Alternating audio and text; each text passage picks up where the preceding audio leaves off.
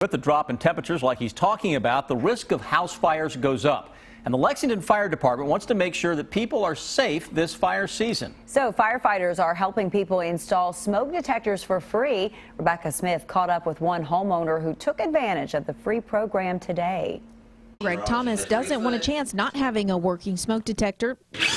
That's why members of the Lexington Fire Department were in his home Tuesday installing one for him. This wintertime, you hear about the kerosene heaters, which I do have one of those. I don't use it unless my heat goes out. But the kerosene heaters can be dangerous. Some just need batteries replaced, but others need to be replaced completely.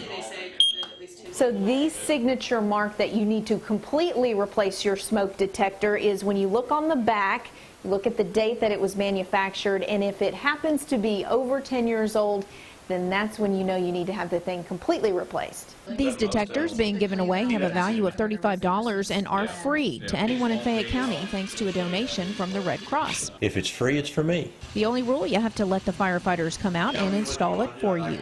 These alarms that we're putting in, they're you can see some up here. We'll show you. They're 10-year sealed.